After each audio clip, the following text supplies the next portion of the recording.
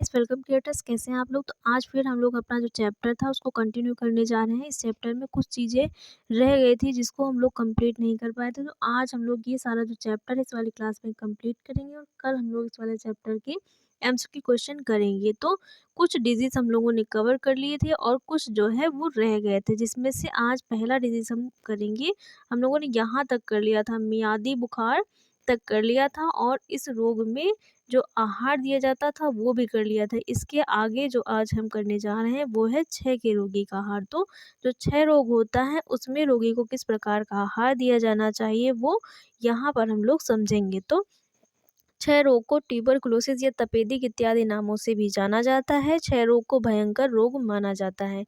यह रोग लंबी अवधि तक चलने वाला रोग है। इस रोग में रोगी की मृत्यु तक हो जाती है। वर्तमान में इस रोग का इलाज संभव है, मतलब जो क्षय रोग है उसके अन्य नाम भी होते हैं। इसे ट्यूबरकुलोसिस या तपेदिक रोग इत्यादि नामों से जाना जाता है, और ये जो रोग है ये बहुत भयंकर रोग होता है और साथ ही बहुत लंबे समय तक जो है ये रहता है। और साथ ही ये रोग इतना भयानक होता है कि इस रोग में रोगी की जो मृत्यु है वो भी हो जाती है। पहले इस रोग का जो इलाज था, कोई इलाज नहीं था इस रोग का, लेकिन वर्तमान समय में जो है इस रोग का जो इलाज है वो संभव हो गया है। इस रोग को भी ठीक किया जा सकता है इलाज के द्वारा। इस रोग में कफ, खांसी, ज्वर तथा छीड़ता होती है। इस रोग में जो रोगी व्यक्ति होता है उसे खांसी भी आती है, कफ होता है, साथ ही बुखार रहता है और उसका जो शरीर है वो दिन प्रतिदिन कैसा होता जाता है, कमज़ोर होता चला जाता है। क्षय रोगी के लिए आवश्यक पोषक तत्वों एवं आहार का संक्षिप्त विवरण इस प्रकार है। मतलब इस रोग में कौन कौन से पोषक तत्व रोगी को दिए जाने चाहिए, उनकी मात्रा कितनी होनी चाहिए, वो यहाँ पर बताया गया है। जिसमें से पहला है ऊर्जा। इस रोग में सामान्यतः चयापचय की क्रिया में विशेष वृद्धि नहीं होती है, अतः 2500 से 3000 कैलोरी ऊर्जा प्रतिदिन की आवश्यकता होती है। मतलब इस रोग की अवस्था में जो रोगी व्यक्ति होता है उसे 2500 से 3000 कैलोरी पर डे जो है वो देने की आवश्यकता होती है। अगला है प्रोटीन। इस रोग में सीरम एल्ब्यूमिन का जो मूल्य है वो घटने लगता है। मतलब सीरम में जो एल्ब्यूमिन प्रोटीन होती है उसका जो मूल्य है वो घटने लगता है। इस कमी को पूर्ण करने के लिए रोगी के आहार में प्रोटीन की जो मात्रा है वो सामान्य से अधिक होनी चाहिए, और रोगी को पर डे 60 से 100 ग्राम तक अधिक जो प्रोटीन है वो दिया जाना चाहिए, जिससे उसके शरीर में जो प्रोटीन की कमी है वो पूरी हो सके। अगला है खनिज लवण। इस क्षय रोग में शरीर के ऊतकों की जो टूट फूट है वो होने लगती है, अतः उनके निर्माण तथा मरम्मत के लिए अतिरिक्त मात्रा में कैल्शियम की आवश्यकता होती है। इसके लिए रोगी को लगभग 1 लीटर जो दूध है वो पर डे दिया जाना चाहिए। क्षय रोग में क्या होता है, रोगी व्यक्ति के शरीर में जो खनिज लवण है उनकी भी कमी होने लगती है, जिससे उनका जो शरीर है उसमें जो ऊतक है उनकी जो टूट फूट होने लगती है, उनके निर्माण और मरम्मत के लिए जो खनिज लवण होते हैं काफ़ी मात्रा में उनकी भी आवश्यकता होती है।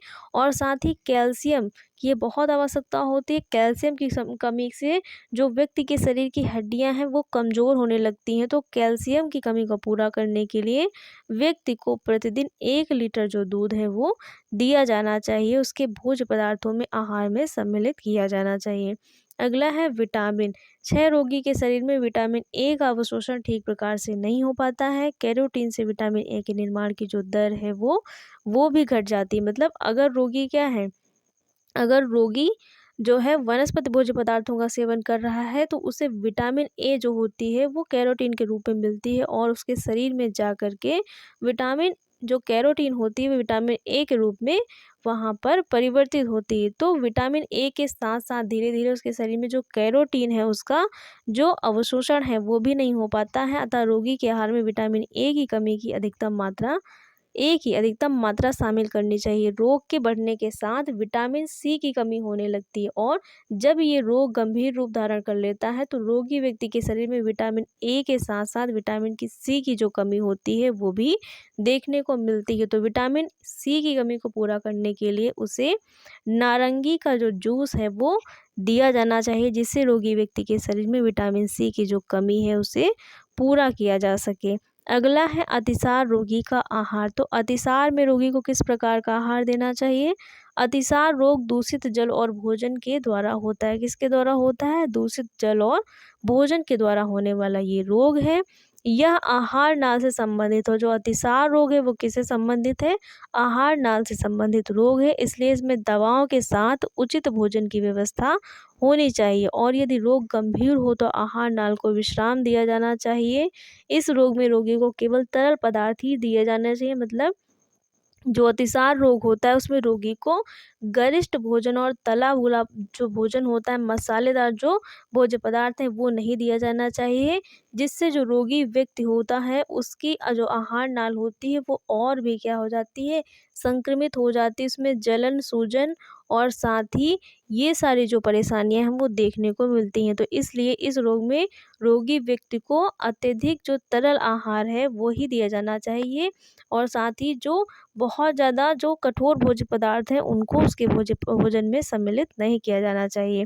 अगला है पेचिश के रोगी का आहार। पेचिश में बार बार मल त्यागने की इच्छा होती है और मल के साथ श्लेष्मा का भी उत्सर्जन होता है, और अधिक देर हो जाए तो रुधिर भी आने लगता है। मतलब अगर ये रोग थोड़ा सा पुराना हो जाए तो इसमें क्या होता है? श्लेष्मा के साथ साथ जो रुधिर है वो भी आने लगता है। रोगी अत्यधिक कमजोरी का अनुभव करने लगता है। यह रोग अमीबा या जीवाणुओं के कारण होता है। और ये रोग किसके कारण होता है? अमीबा और जीवाणुओं के कारण होता है। और जो पेचिश रोग है वो भी किससे संबंधित है? आंतों से संबंधित जो रोग है वो होता है। रोगी के आहार में चावल का मान, फटे दूध का पानी, साबूदाने की खिचड़ी, मूंग की पतली दाल इत्यादि दिया जाना चाहिए। और जो पेचिश का रोग है इसमें भी रोगी को जो तरल भोज्य पदार्थ हैं वो खाने को दिए जाते हैं, क्योंकि इस रोग में जो रोगी व्यक्ति होता है उसके शरीर से जल की काफ़ी मात्रा निकल जाती है, तो उसे जो निर्जलीकरण है, डिहाइड्रेशन है, वो भी होने का डर रहता है। तो रोगी के व्यक्ति के आहार में जो है ज़्यादा से ज़्यादा क्या होना चाहिए? तरल भोज्य पदार्थों को सम्मिलित किया जाना चाहिए, जिसमें चावल के मंड और साथ ही फटे दूध का पानी और साबूदाने की जो खिचड़ी होती है, मूंग की पतली दाल, इनको जो है भोजन में सम्मिलित किया जाना चाहिए। अगला है कब्ज के रोगी का आहार। कब्ज की समस्या वर्तमान जीवन शैली और खान पान की आदतों के कारण आम हो गई है। मतलब हर एक व्यक्ति में जो कब्ज की समस्या है वो देखने को मिलती है। कब्ज में शौच नियमित नहीं होती है। ऐसी समस्या से ग्रस्त व्यक्ति को रेशेदार भोज्य पदार्थ दिया जाना चाहिए। हरी सब्जियां, फल, सब्जियों का सूप, चोकर के आटे की रोटी, छिलके वाली दाल दी जानी चाहिए। तो कब्ज की समस्या को दूर करने के लिए और साथ ही इसे कम करने के लिए जो रोगी व्यक्ति होता है उसके भोजन में जितने भी फाइबरस फूड होते हैं उनको सम्मिलित किया जाना चाहिए, जिससे जो रोगी व्यक्ति होता है उसे कब्ज में आराम मिलती है। और उसके लिए रोगी व्यक्ति के भोजन में ज़्यादा से ज़्यादा जो रेशेदार पदार्थ हैं, हरी सब्जियां हैं, फल हैं और सब्जियों का जूस है, साथ ही चोकर के आटे की रोटी और जो छिलके वाली दाल है उनको उसके भोज्य पदार्थ में सम्मिलित किया जाना चाहिए। अगला है लू के रोगी का आहार। गर्मी में तेज गर्म हवाएं, जिन्हें लू कहा जाता है, चलती रहती हैं। लू लगने पर प्यास अधिक लगती है और रोगी के होंठ जो है वो सूखने लगते हैं। इस रोग में रोगी को थोड़ा थोड़ा ठंडा जल देते रहना चाहिए। प्याज में पुदीने का रस भी दिया जाना चाहिए। आम का पन्ना इस रोग के लिए अधिक लाभदायक होता है। तो अगर किसी व्यक्ति को लू लग गई है तो उसे क्या करना चाहिए? लू से बचाने के लिए थोड़ा थोड़ा जो ठंडा जल है वो देते रहना चाहिए। इसके साथ ही प्याज में पुदीने का रस मिला करके दिया जाना चाहिए, जिससे जो लू होता है, लू के रोगी को आराम मिलता है। और साथ ही जो आम का पन्ना होता है इस रोग में अत्यधिक लाभदायक होता है। लू के रोगी को आम का पन्ना देने से उसे काफ़ी आराम मिलता है। और लास्ट है आप लोगों का गैस्ट्रोएंटराइटिस रोगी के आहार। मतलब गैस्ट्रोएंटराइटिस जो रोग है, इस रोग में रोगी का जो आहार है वो किस प्रकार का होगा?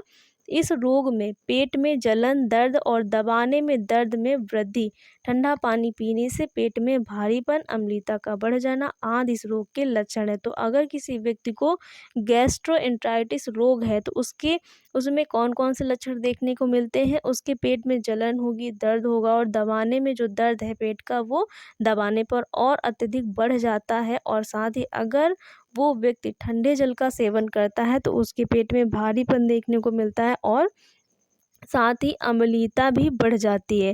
आदि इस रोग के जो लक्षण हैं वो इस रोगी व्यक्ति के शरीर में देखने को मिलते हैं। शीघ्र पचने वाला तरल आहार, मतलब इस रोग में जो रोगी व्यक्ति होता है उसे जो मसालेदार भोज्य पदार्थ होते हैं और साथ ही जो गरिष्ठ भोज्य पदार्थ होते हैं, तले भुने भोज्य पदार्थ होते हैं, उनका सेवन नहीं करना चाहिए।